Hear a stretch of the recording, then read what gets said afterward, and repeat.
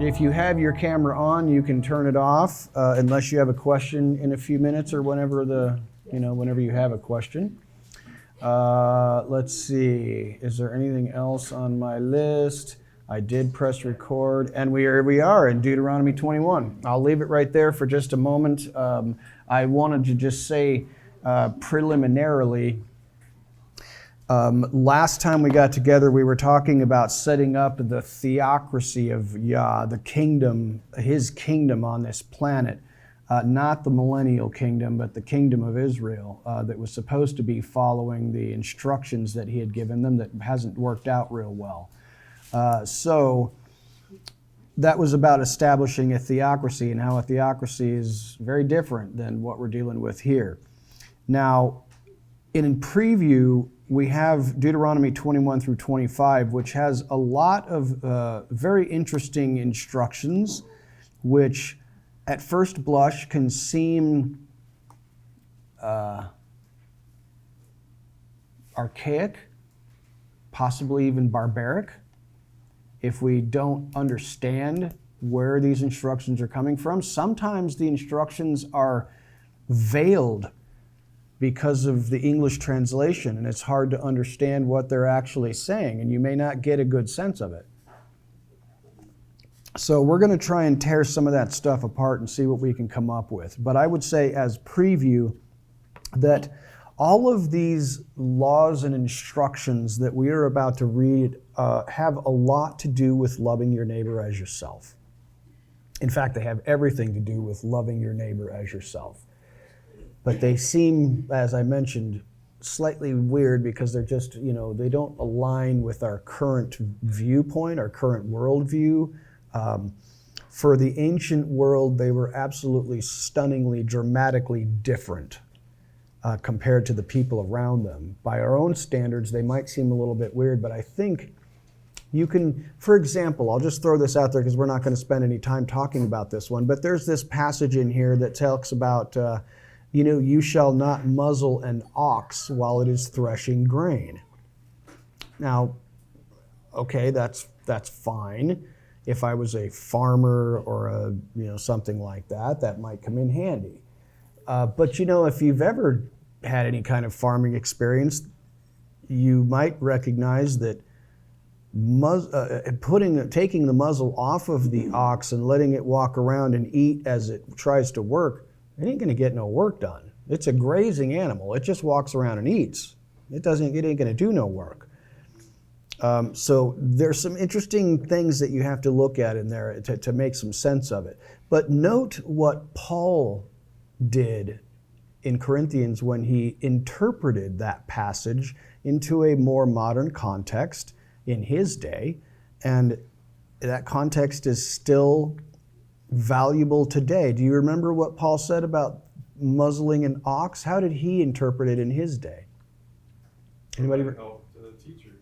Right. He told his audience that, look, God is not concerned about oxen, is he? No, he's concerned about the worker having a part in the fruit of the labor. So he used it specifically about pastors and teachers, being able to earn a living. If they're working full time in the ministry, they should be supported. So that was his application of that.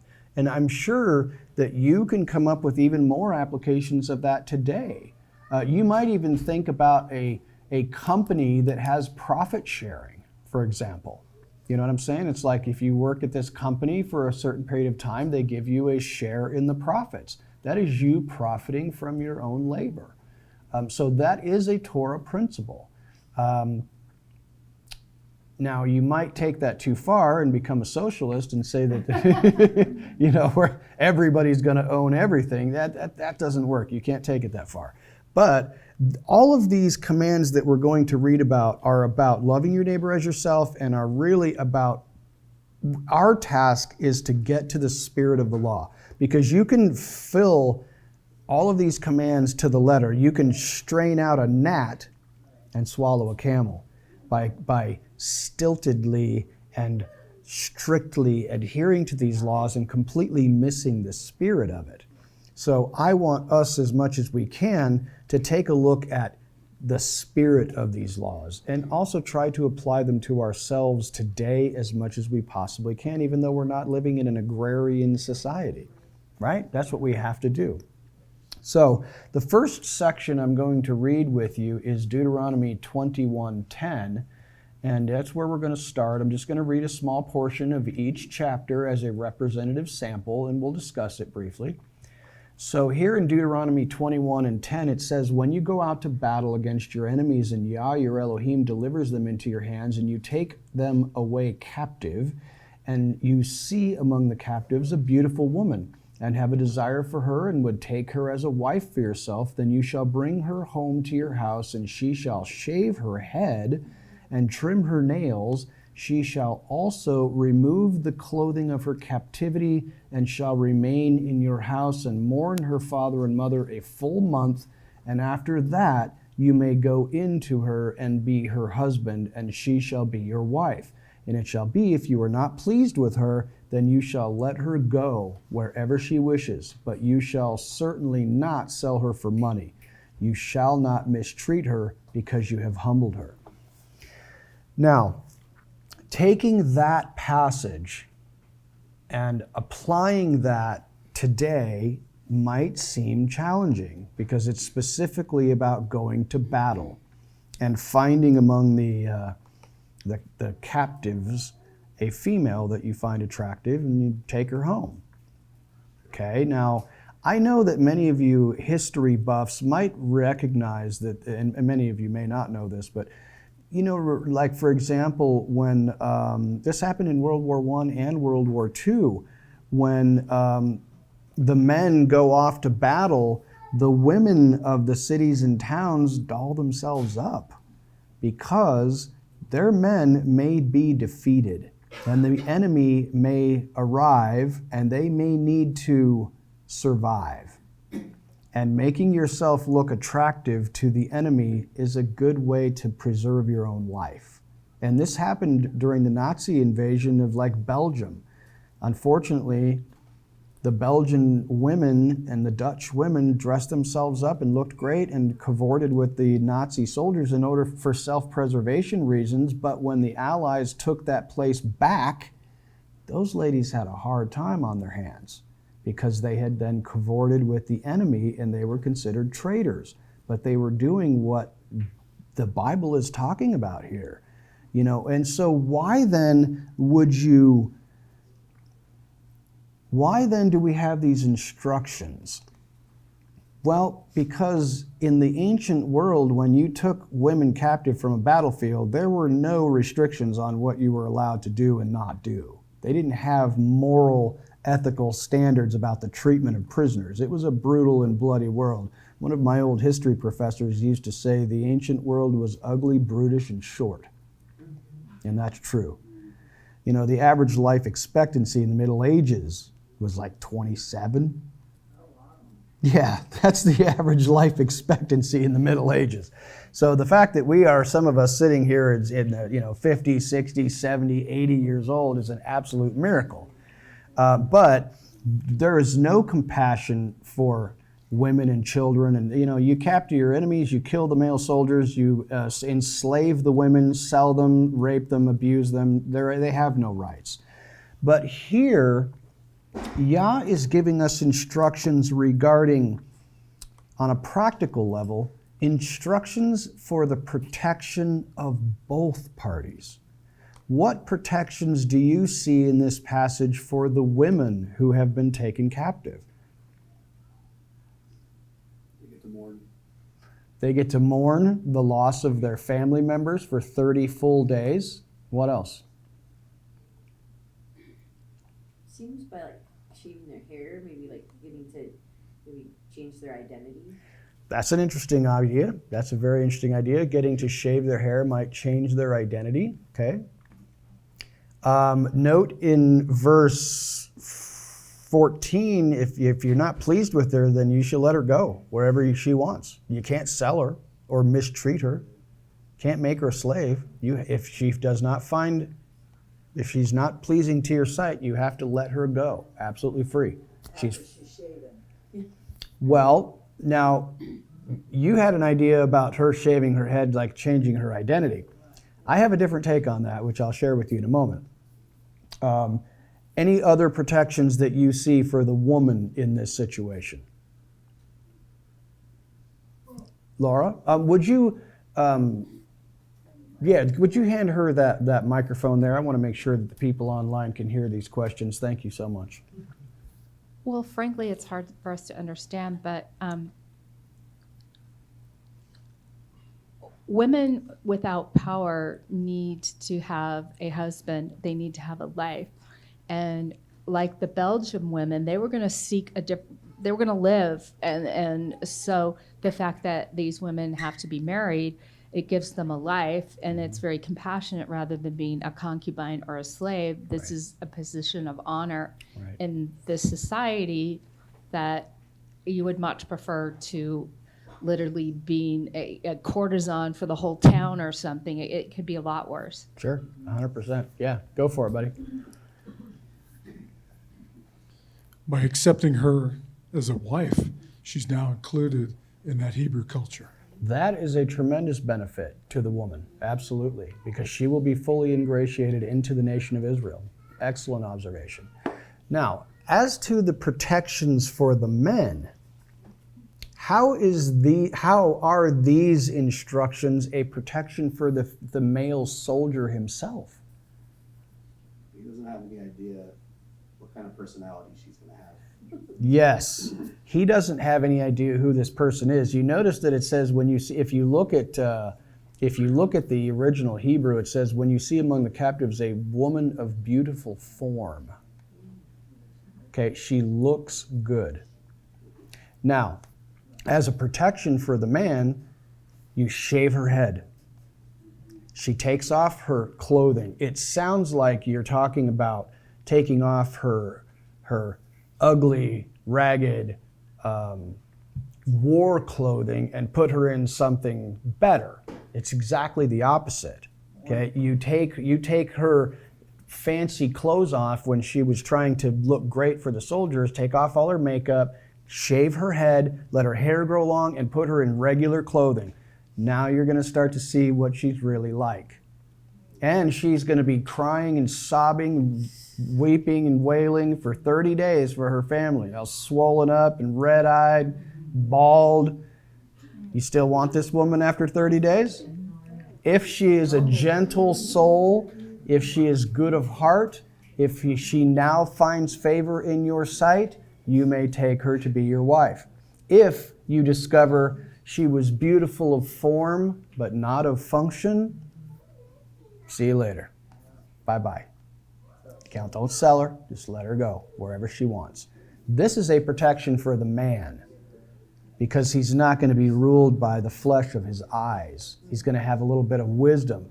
Now, if you want to take that to the next level and turn this into a spiritual lesson, boy, I could preach a sermon for the next couple of weeks on just this. Whatever you bring into your house, you test it, examine it, strip it away. It could be an idea. It could be a philosophy. It could be a person. You know what I'm saying? It's like there are so many different things that you can talk about in relation to this. Anything that you bring into your life that looks at first to you, there's a proverb that says, yeah, the first guy to make his case sounds great until somebody else starts talking, right? So your first blush, whatever it is that you're seeing, and say, oh yeah, this is good. Sit with that for 30 days. You know what I'm saying? Making a big business decision, deciding who you're going to marry. I found a young man. I found a young woman. Think slowly and carefully. Seek out some wisdom from the people around you. Look more carefully under the skin. Mike or Ivy, you're up. Yeah, this is Ivy. Also, if she's not with anyone for that month, then they would know whether she was pregnant or not because her period would start. Excellent. So that's another protection for the man. Excellent invite. Yeah, excellent insight. Absolutely. Good call. So yeah, there's so much practical wisdom here But at first blush, you read about somebody taking a soldier taking a woman captive, and you're like, that doesn't apply to me. I don't know what to do with this. You just need to slow down. Just like this idea, this person, this thing that's coming in, look at it. Poke it around a little bit. Tear it apart. What does this mean to me? If you'll just do that with your scripture of all kinds, you can learn tremendous things by don't just read at the surface. Slow down, talk about it. Nothing better than talking about it. I want to bring one other thing to your attention before we move forward. Note that in the Hebrew, the original Hebrew, it says here, when you go out to battle against your enemies and Yah delivers them into your hands and you take them away captive. You notice that in the Hebrew, it actually says when you take captive, it's captivity. Have you ever heard a phrase that sounds similar to that? When you take its captivity captive. Jesus, it says he took captivity. Yes, yes, absolutely. You're talking about that is Ephesians 4:8. Paul says that Yeshua took captivity captive. You remember that phrase? And that was Paul quoting Psalms in Psalm 68. And I believe that both of those are connected to this. When you see similar phrases like that, that should perk your interest. When you see a phrase and you're like, I've heard this before, that's a really good Hebrew study method where you connect ideas, similar phrases. You're like, well, if I see this here and I look at it over here and it's over here as well, man, you can gain a better understanding of this passage by connecting it with other passages that use strikingly similar language. Now, think about what Paul said in Ephesians 4 and what Moses is preaching as his sermon when you go out to battle and you take captivity captive. Think about this for a second. This is about a woman who has, in a certain sense, been liberated from the enemy and is potentially going to be brought into the house of Israel. Okay, but she's undergoing a 30-day trial period, so to speak. Now, many people, when you look at this passage in Psalms and Ephesians 4:8, what do you infer from that passage where Paul is saying that Yeshua took captivity captive? There have been so many weird interpretations of that verse. It's almost like they're talking about spiritual forces and something like that. I have always interpreted that to be that Yeshua was rescuing from the adversary's kingdom, taking his captives, because the adversary took these people captive from Yah. All people have been, not all people, well, I guess it's probably true that all people at some time have been captivated by the adversary. Father created all of them.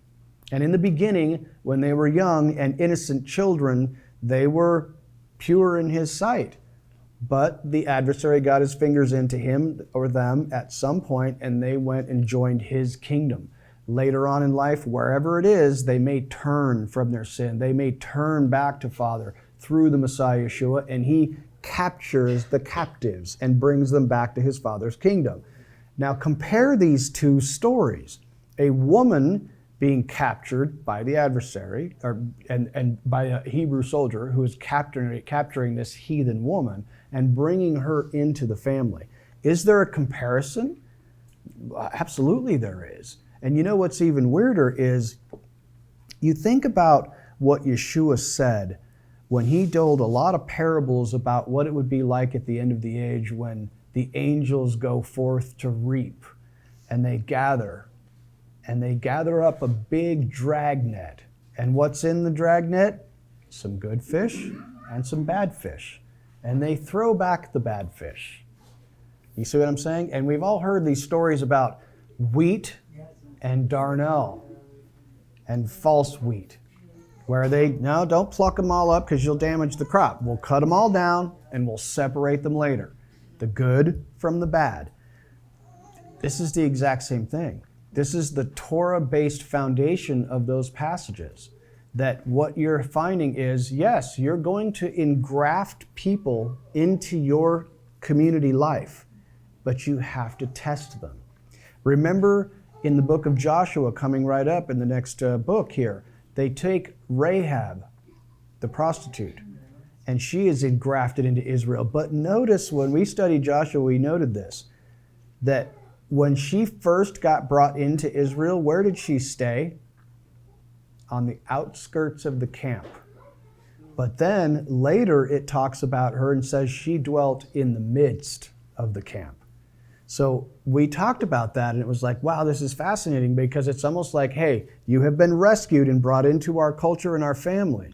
You've been grafted in, but you're going to have to live around the outskirts for a little while. We need to get to know who you are. You need to learn our ways. You need to learn to graft yourself in. And then at the end of the book of Joshua, it says that Rahab lived in the midst. Her and her family had grafted themselves in. This is the same thing. Make sense? Good deal. Let's move forward to Deuteronomy 22. So here is the passage that I have for you in Deuteronomy 22, verse 6. This is a fascinating little passage. It says, when you happen to come upon a bird's nest along the way, in any tree or on the ground, with young ones or eggs, and the mother sitting on the young or on the eggs, and you shall not take the mother with the young. You shall certainly let the mother go, but the young you may take for yourself, in order that it may be well with you, and that you may prolong your days. What other commandment do we have that it talks about you being able to prolong your days by following this commandment? Honoring your father and your mother. Do you find that curious? That this is a passage that talks about follow this instruction and you'll live longer. Those are the only two commands that I'm aware of specifically that talk about a promise of long life if you obey them. And what's curious to me is this passage right here, according to the rabbis, this commandment is the smallest commandment in the Torah. You know how they have great commandments that are big and serious, and this is like really serious stuff, 10 Commandments type stuff. And then the smallest commandment. This is the smallest commandment according to rabbinic sources. But notice that they're very similar, and I trust that you might be picking this up. They both come with the promise of of long life. You might even interpret it as eternal life, that you may prolong your days and that it may be well with you. One is about understanding authority, and the other is about being kind to the weakest of creatures. You shall love the Lord your God. You shall love your neighbor as yourself. Just plugged in at a slightly different level. This is the heart of the Torah. Love the Lord your God with all your heart. How do you do that? On this planet, when you can't actually see the Lord your God, your best representation are your mother and father. Learning to honor your mother and father. And loving your neighbor as yourself, well, this is the weakest, one of the weakest creatures on the planet. It's a little bird, it's a little egg, it's a little baby chick. If you can learn to love the weakest of creatures and preserve their lives, that's loving your neighbor as yourself. These are analogous to loving the Lord your God and loving your neighbor as yourself. Now, as I mentioned when we were getting started, this is all about loving your neighbor as yourself and the spirit of the law. So that's just a weird little anomaly that I just thought I would share with you. It's a fascinating little passage, but you'll have to dig a little bit deeper into that. I apologize, we're moving kind of quickly. We had to sing songs and it took a little time. We loved it. I hope it was useful for you. So I'm going to move forward a little bit to Deuteronomy 23. This one is a fascinating passage. This is about those who were excluded from the community. In Deuteronomy 23:3, it says this: no one of illegitimate birth. Okay, you might want to mark that and look that up in the Hebrew. No one of illegitimate birth shall enter the assembly of Yah, None of his descendants, even to the 10th generation, shall enter the assembly of Yah. No Ammonite or Moabite shall enter the assembly of Yah. None of their descendants, even to the 10th generation, shall ever enter the assembly of Yah, because they did not meet you with food and water on the way when you came out of Egypt, and because they hired against you Balaam, the son of Beor, from Pethor of Mesopotamia, to curse you. Nevertheless, Yah your Elohim was not willing to listen to Balaam, but Yah your Elohim turned the curse into a blessing for you, because Yah your Elohim loves you. You shall never seek their peace or their prosperity all your days. You shall not detest an Edomite, for he is your brother. You shall not detest an Egyptian, because you were an alien in his land. The sons of the 3rd generation who are born to them may enter the assembly of Yah. Now, note that no one of illegitimate birth, the Hebrew translation is mamzer. No one knows what that is. That is a very hard thing to translate, and you'll find lots of discussion in the Mishnah and the Talmud about what this means exactly. It's very hard to interpret. I think that you can pick up some ideas, though, because notice that it talks about Ammonites and Moabites right after it says that. So that might inform you a little bit about what an Ammonite or a Moabite might be in relation to a mamzer. Yes, sir. Do you have a comment? Or are you just stretching? You're stretching. I got you. Okay. So a mamzer is often an illegitimate child. That literally means someone born out of wedlock can never enter the assembly of Yah to the 10th generation, which many people think when it says to the 10th generation, that's a euphemism for never. Never, ever, ever. And I'm like, seriously? Someone born out of wedlock is not allowed into the congregation of Yah? That doesn't make a whole lot of sense to me. What does an Ammonite and a Moabite have to do with a person of illegitimate birth? What are Ammonites and Moabites? Where do they come from? Those are the grandsons of Lot by his own daughters. Okay, so not only do we have some weird sexual corruption, which presumably a lot of people suggest that perhaps Lot's daughters had been influenced by their stay in Sodom, and that maybe this is where they got the idea to have sex with their own father and, give birth to children, because it was definitely an anomaly. But the text doesn't actually say that. It tells us why the Ammonites and the Moabites cannot be a part of this congregation, and that's because they did not meet you with food and water on the way when you were needy. Remember what Yeshua said? Truly I say to you, that if you give one of these little ones even a drink of water, or you visit them when they're sick, you've done it to me. Okay, we're talking about basic kindness. Again, going back to the baby bird, basic kindness. This is basic kindness. We're going to circle right back around to this exact same thing at the very end of this Torah portion in Deuteronomy 25, where it starts talking about Amalek. They're lacking basic kindness and compassion. They're lacking basic kindness and compassion. It's almost like they have no soul. So, the second thing that they did was not only did they not treat you with generosity and basic human courtesy, but they also turned to do evil against you. Not only did they not do you good, but they turned to evil against you to try to curse you and destroy you. And they actually did figure out a way to get you to curse yourselves with Midian. They teamed up with Midian to get involved with the situation of Baal Peor. So this is what we're looking at here is, what is a mamzer? My understanding is that this is a person who has, the best I could describe it, is a person who has taken on the character, the culture, and the way of life of the Canaanites.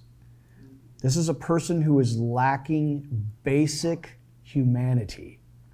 And the children of people like that, we talked about that last week or a couple of weeks ago, where you have people in Palestinian territories, for example, where small children are being taught at a very young age, as soon as they can speak, to hate Jews and kill them, and they're demons, and you see what I'm saying? So the children are even corrupted. Now, are they irredeemable? Father can redeem people, because we have examples. No Moabite can enter. Who was a Moabite that we know of who entered? Ruth. It was Ruth, the grandmother of King David. So there are obviously examples of people who had a heart change and who did become grafted into Israel, even though they were Moabites. But generally speaking, these Moabite people seem to have deviated away from basic humanity to be just basic kindness, and also to do you harm even though you've done absolutely nothing to them. Okay, these are evil people, and you can see evil rising up everywhere. These, unfortunately, are the people that Yah is going to destroy. It's unfortunate, but there are humans on this planet who are truly capable of great evil, unprovoked. That's all I have to say about this chapter. Anyone have any comments, questions, or concerns about this one? Yes, sir. Could that have been like a Nephilim too? Legitimate mamzer? Yeah, Zechariah 9:6 says, "And a mamzer shall settle in Ashdod, so I shall cut off the pride of the Philistines." Yeah, I've heard some people talk about that. Brett has brought up that a mamzer might be somehow related to inbreeding with Nephilim or something, and that is certainly a possibility. I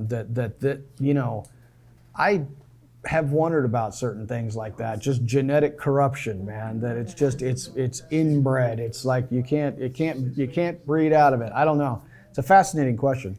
But I'm going to move forward just a little bit to Deuteronomy chapter 24.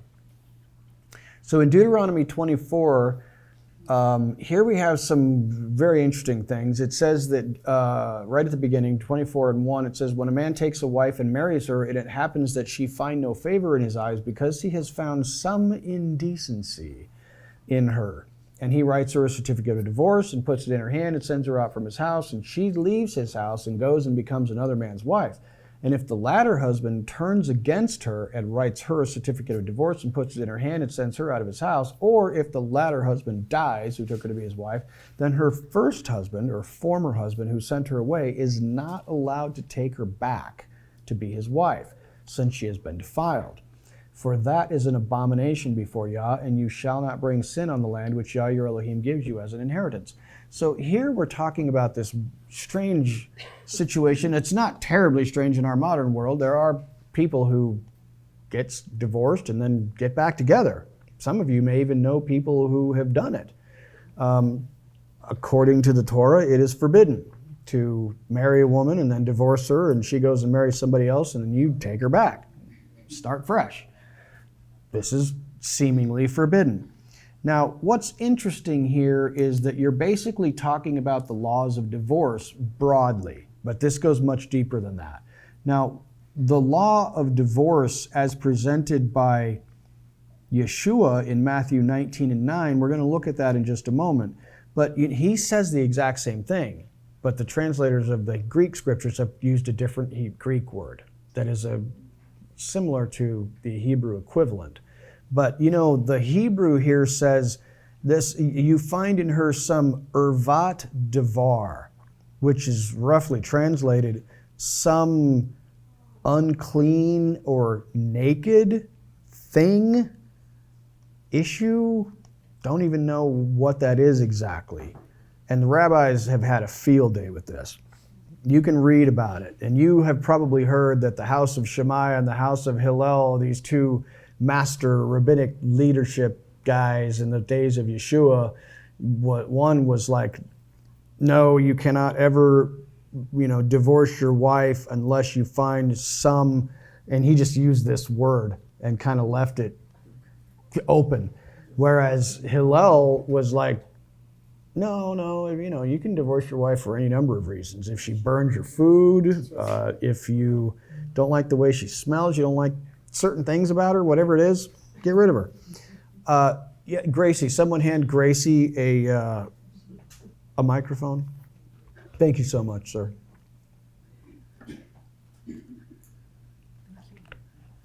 I have a question about that because when I go over to the Strong's Concordance thing that parallels with the Bible and verses in my thing, it says that it could be nudity or literally, especially Pudenda. figurative disgrace and blemish, nakedness, and uncleanness. So it may be some kind of a sin in her life before he divorced her. That's not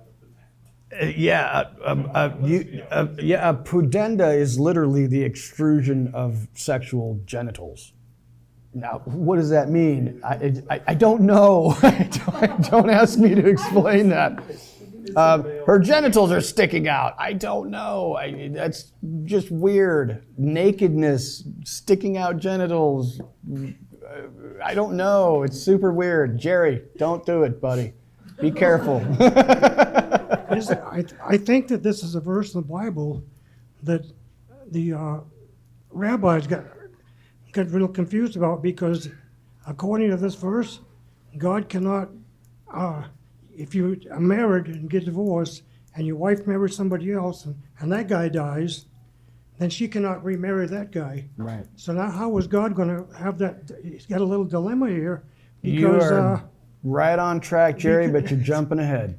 because We're I'm going to jumping address ahead that. here? Okay. We're going to address that in just a moment. That is a difficult. Okay, That's a difficult one. I figured you knew where I was Yeah, going. absolutely. We are a Hebrew roots congregation, by the way. We can't just sail over that, right? Everybody knows this, so I probably don't need to say anything, but there might be some people who don't know what I'm talking about. Yes, sir. Well, you brought up that in Matthew 19, the Pharisees and the Sadducees joined together to trap Jesus with this. Right. Says, well, this was because of the hardness of your hearts, Right. and Moses made this allowance. Right. God's permissive will is according to his perfect will. Right. He permitted you because of the hardness of your hearts, but it was not originally that way, is what he says. So you're absolutely right. I'll show you this passage from Matthew 19. It says, "And I say to you, whoever divorces his wife except for immorality and marries another woman commits adultery." Now that Greek word is porneia. So what? My wife looks at porn, I'm going to divorce her? Maybe. You see, this is where it's so up in the air, and I have no idea what this means. I really have no idea. I guess the only thing I would say is that What's the word in Matthew 5:32? look it up. You tell me. Except for whoring. Whoring. It's the same word. I'm assuming it's the same word. That's what I asked. Yeah, I believe that's the same word. So, I'm not here to tell you what that means. I can't, because it's open. There's too many opinions. What I can tell you, seemingly, by comparing what Moses said and what Yeshua said, is that there is very little that I would find as a legitimate reason to divorce your wife. I can't think of what it would be, but I do know that all of us have hardness of heart, and I do know that many of you in this room might be divorced a couple of times over. It happens. So what do we do with that information? I think. Let me ask you a question. Here's a trick question, Deb. You ready for this one? Under what circumstances may a woman divorce her husband?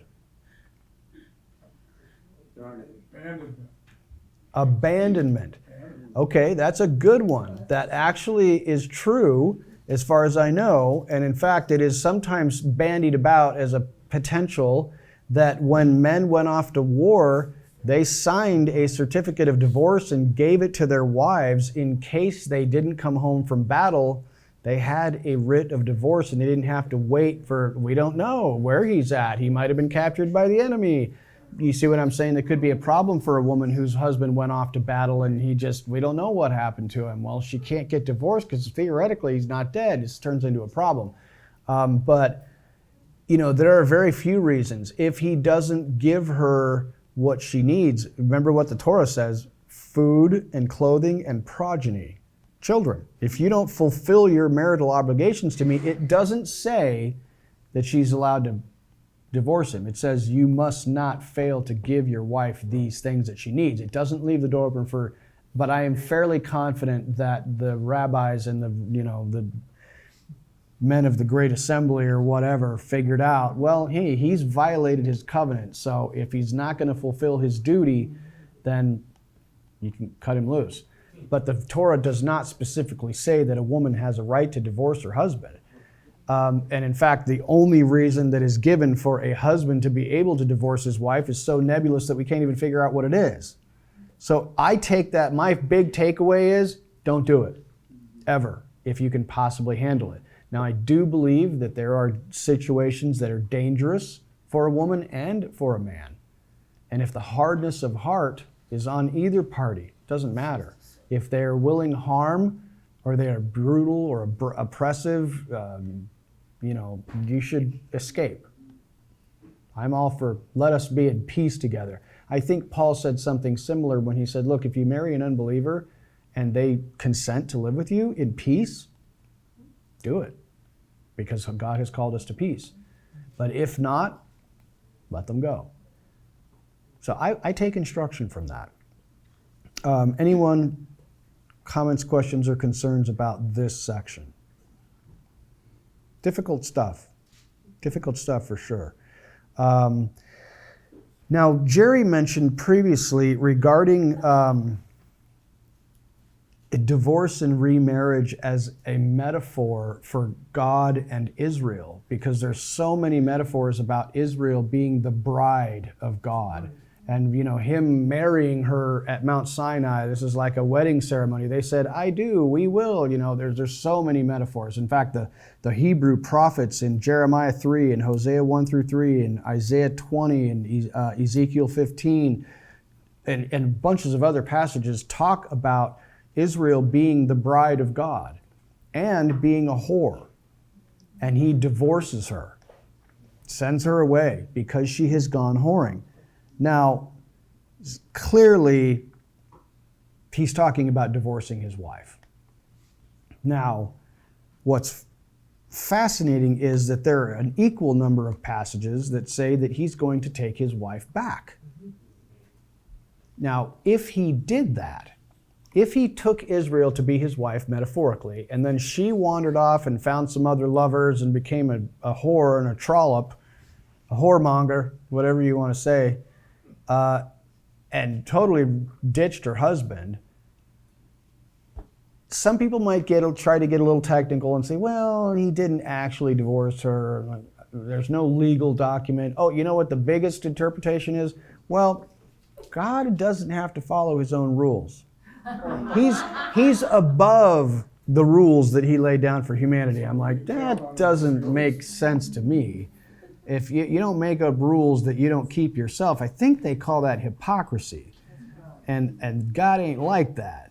So the rabbis have always had a difficult time, and a lot of Christian scholars have really had a hard time with all these prophecies saying that God divorced Israel and then decided, I'm going to marry her again. I'm going to redeem her and bring her back, and we're going to remarry.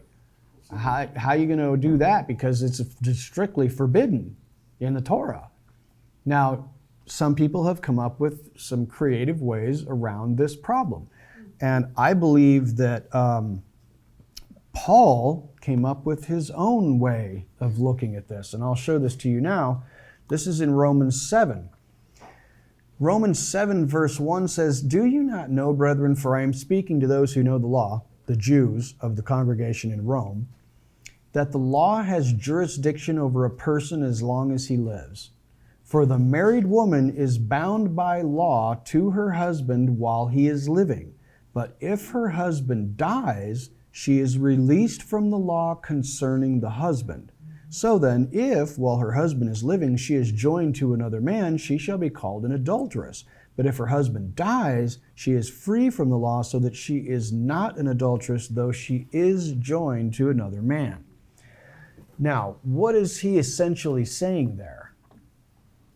He is using a metaphorical argument to say, well, Yeshua died, so that absolves her and allows him, because he is resurrected, he becomes like a new person.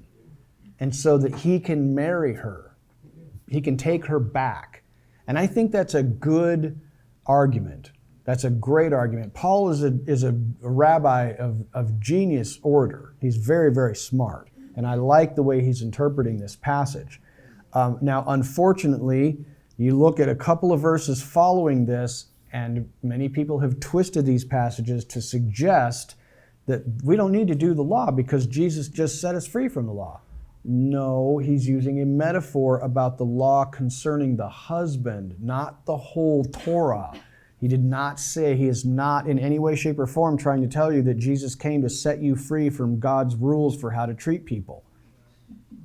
He did not come to say, hey, look, you know those laws that I told you about? Love your neighbor as yourself and love the Lord your God? We're going to get rid of those. We're going to start something new. Whatever you feel in the Holy Spirit, do that.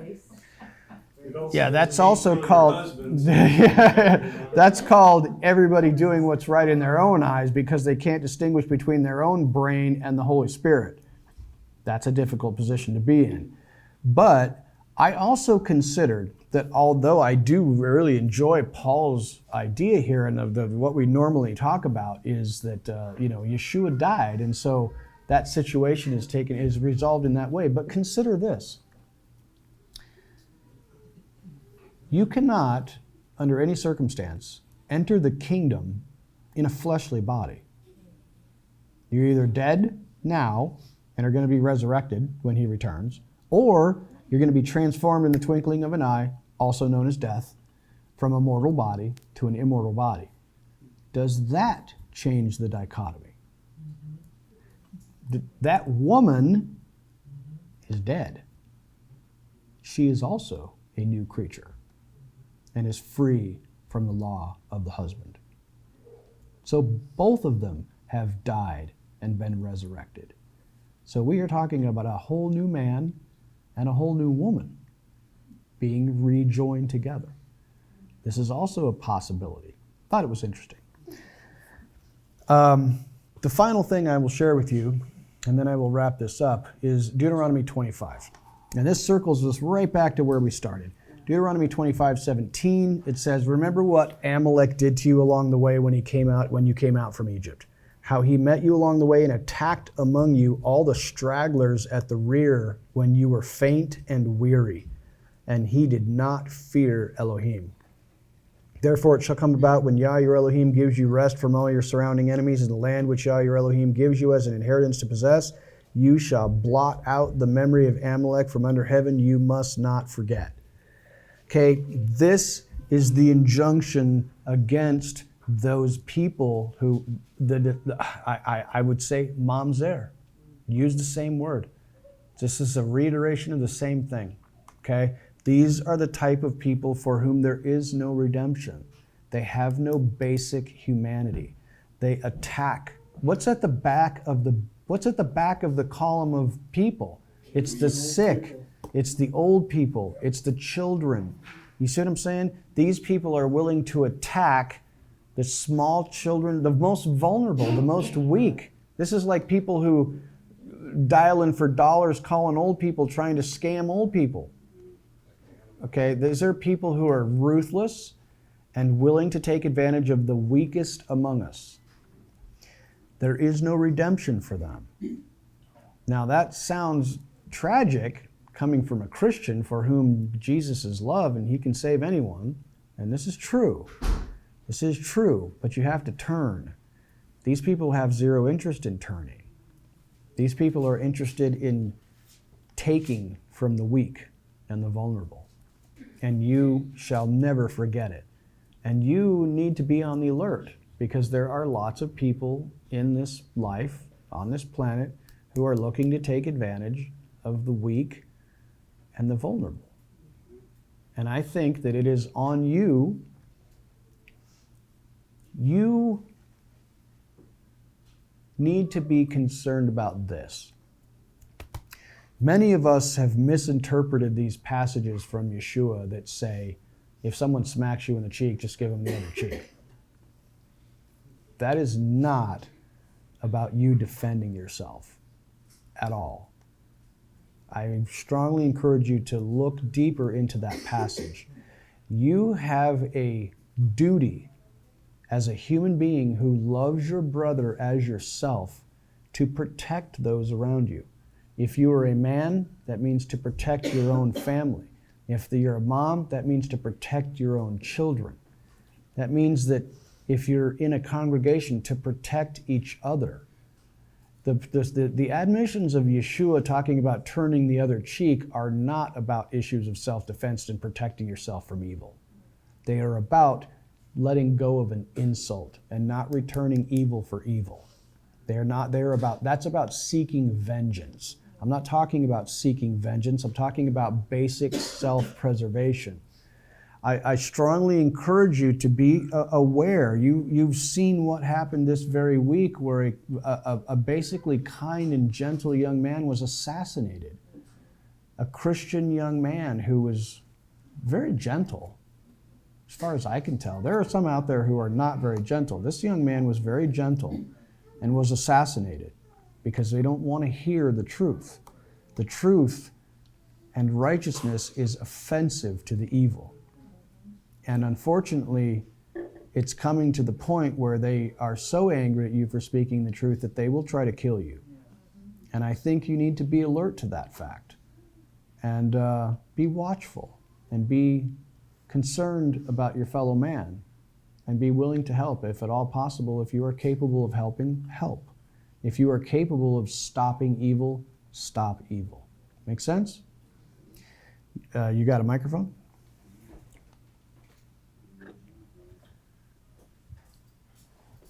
Now, recently with Hamas, the Palestinians, which of course is a misnomer of who they really are, but irregardless of that, remember the statement the Lord had for them, Olam Miba, their eternal hate. And he attributed it first to the Amalekites and then also to Haman, who was a descendant of King Agag. Yeah. So, this is all coming full circle, and you're seeing it, and now you're seeing the Lord's judgment.